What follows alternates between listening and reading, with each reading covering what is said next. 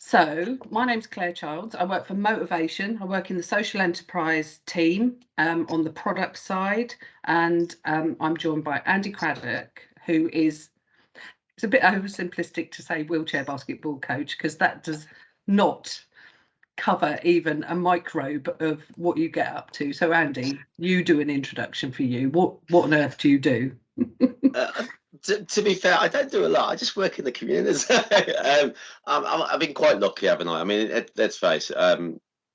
With regards to where I come from and where I started, I've got a rare autoimmune condition, which is obviously impacted on me over a massive amount of time. My neurosurgeon said I've had a massive trauma in my earlier life, which has left me with 6 or 7 spinal fractures in my back, but I'm not paralyzed because my nerve endings are intact. So I sort of, I could still walk and still do the things I can, but obviously the stress of the spine and everything else impacts on me on the daily life. So that's why I'm a part-time wheelchair user as well. But yeah, I think I just fell into things when I say that. I mean, I now support, obviously, working with Sophia Warner from the Superhero Series for the Superheroes Try. This year, I'm a team captain super celebrity for Channel 4. Which I did ask. They just went, "Do you want to be a captain?" I went, "Okay then." So I went, "All right," and we've been doing it for 5 years, haven't we? So I'm quite lucky to be part of that, and I'm now England head coach for Pathways to support GB young players for wheelchair basketball through British Wheelchair Basketball. So that was nice. Where that's going to lead, I don't know. And yeah, I work as part of a run my own called Birmingham Wheelchair Basketball. We're sort of changing that for an organisation called Make Change, which supports disability, non-disability, people with mental health issues in crisis, isolation, loneliness, have a conditional issue, but just having a bad day, because even getting out of bed some days can be bad enough, for some people, and how that impacts on for the rest of the day can have an adverse effect, and see where they go. So we support people who just want to come and play and be part of our inclusion and adaptive sports. But you've also been, obviously, your home city is going to play host to the Commonwealth Games that start just in a couple of days' time now.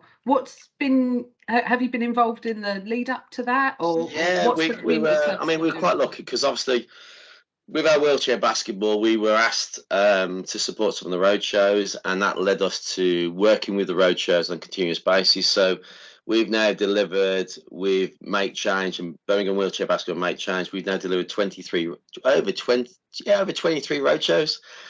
So we've actually impacted with not only wheelchair basketball but archery, table tennis, wrestling, boxing, all different types of activities, and I think we've probably hit over 20,000 participants, which is phenomenal.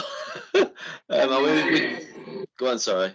No, how does it work? Do people just rock up, and people Yeah, with and without disabilities? we were asked by. I mean, we're given a schedule by the Commonwealth Games engagement team. I mean, the Commonwealth Games engagement team worked really well with us, and we supported that through, since the start of May. And they give us a schedule, and we go and do the site visits, because obviously we support with the risk assessments and the briefs to bring in our staff. I mean, you got to bear in mind all our staff, all our players are volunteers.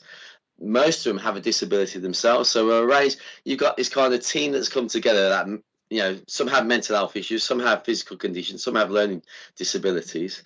But it works because we're all different, we're all individuals, but we've come together as a group supporting the Commonwealth Games engagement roadshows, and we've delivered, and every single time, and smashed every single one of these roadshows to support our community, not only our community, but the community in general in Birmingham and the West Midlands. Amazing. And it just shows as well, doesn't it, when you've got a diverse group of people doing the risk assessments, trying to make sure that it's accessible for as many folks as possible, you get different views, different ideas, which makes a space for everyone, doesn't it? So congratulations. That's a huge number of bods that will Thank have you.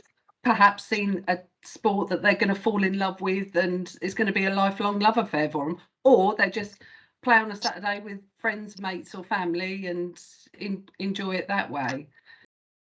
And like you say, sport is a light, isn't it, for everybody, whether it's something you recognise, whether it's a type of sport you've never seen before, or a code of sport that you're unfamiliar with. As soon as someone's playing, you can't help but get drawn to it. So that's awesome to hear. So wheelchair basketball obviously is your love, and even though you get drawn into lots of other different sports as well, 3-on-3 wheelchair basketball is going to be premiering at the Commonwealth. For those folks who are maybe less familiar with this sort of street version of the game, can you give us the highlights of what it's about and how it's different? I mean, last 12 months, it's been a real eye-opener, not just for us, but also for, I suppose, for British wheelchair basketball, because, 3-on-3 started during lockdown. I think probably before that, it started to be introduced into the sport. It's a new concept. Obviously, the 3-on-3 running game's been going for a number of years, and I think we officially started through the school games previously a 3-on-3 in the junior side to support a faster, more up-to-date version of the sport to really support young people.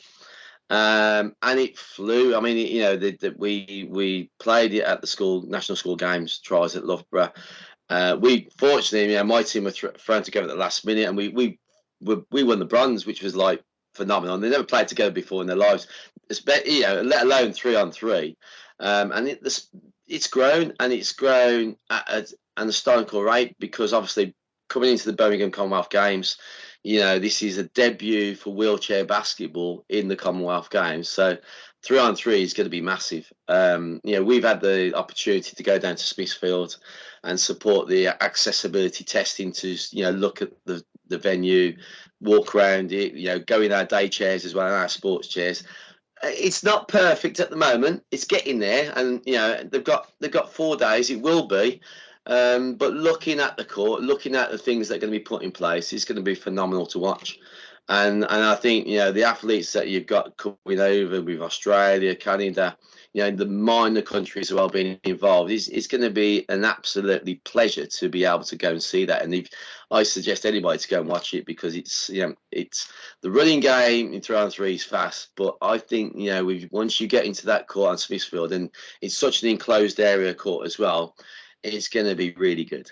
I mean, it's going to be super dynamic, super high speed. So what we've got 3-on-3. So it is what it says it is, isn't it? 3 participants against 3 participants. You've got half a basketball court rather than a full court. Yeah, the court's 10 by 15. So it's a little over, just before half a court. But obviously the differences and the dynamics of it is that it's not coach led, so it's player led. So unfortunately, the coach has to sit there and just like close that mouth and go, oh, and as if to say what they're doing. So everything is player led. So the players take control of the whole game, and the coach is sitting down in the seat, or in their chair sweating to see what's going on. But it's even the subs, the players have to make those decisions themselves. It's a 10-minute game, first to 21, or after that 10-minute period, if it's level, it goes to the next 2 points. Obviously, with outside the 3-point arc, it's 2 points for a basket. Inside, it's 1 point. But it's live all the time. So even once the team have scored, the defensive team play from underneath the basket, and it has to be played out before it comes back in. And it's only a 12-second clock.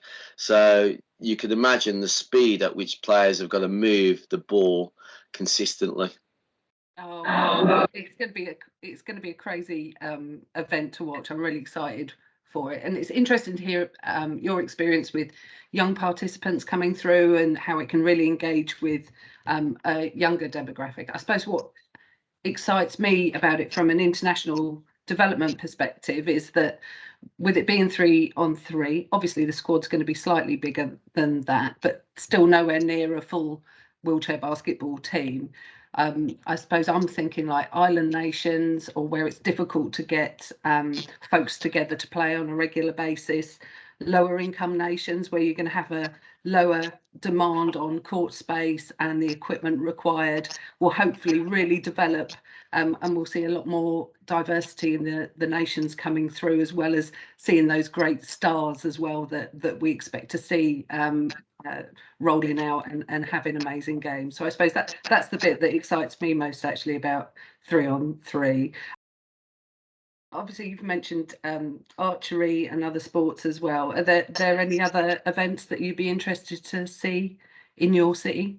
Well, obviously, you've got Hannah Cockcroft, so the wheelchair racing, is something that I'd like to go and see myself. And obviously, it's really difficult because we'll still be delivering road shows as well. So it's just hopefully we can get a few tickets. I mean, we have got tickets to go and watch the volleyball, so that's going to be an experience for us. And we've got 20 free tickets as well. So it's like, if anybody else wants to come, please contact me. Somebody, I don't know who it was, nominated me to be a Queen's Baton Relay baton bearer. So I've got that tomorrow afternoon. So I've got my kit, and I'm in my chair tomorrow pushing down. I don't know why they put me on the hill, but that's okay. I'm going downhill. So hopefully the security guys can catch me up, and I shall be holding the baton relay tomorrow afternoon. Yeah. Oh, a huge privilege. Congratulations. Thank you. That's really awesome to hear that. And obviously you're deeply involved and you're seeing the community side of it, and you're pulling, the difference between elite sport, which this is the Commonwealth Games is, and community events, and really bringing everyone together. Do you think, is there still a place for the Commonwealth Games? Obviously there's been a lot of talk about the next event being very pared back. Do you think it's still relevant?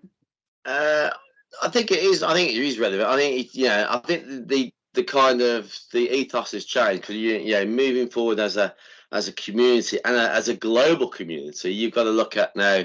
We are still separate nations, but I think as a whole, a community is now about bringing people together. And you're looking at the diversity that not only in this country but worldwide anyway. People now are realizing and highlighting the awareness of inclusion and diversity. And I think the idea of having a Commonwealth Games, Paralympics, Olympics that support that, and build on that ethos of bringing people together of all different nations, of all communities, supporting the outcome, that building a community that supports not only one individual, but a capacity of individuals together to support them embracing life and being happy, and being a cohesion of supporting everybody's mental health and well-being. That makes sense to really push forward as a community, because what we're trying to do is highlight the idea that we are the same, and but we're also different, and we have to embrace that difference and support each other for that, and understand that regardless of politics and religion, sport brings people together. And it also embraces the fact that regardless of issues that are around the world or in our community, we can still be one together as a community and support each other. And I think that embraces that in the Commonwealth Games. Sports a universal language, isn't it? And can really have huge benefits. So you've got folks tuning in, turning up to the events to watch live. You've got folks there who maybe haven't been involved in sport before, whether they have or identify as having a disability or not. And are thinking like, oh, maybe this could be for me. What would you say to those folks? Do you know what? I think you've got to embrace life.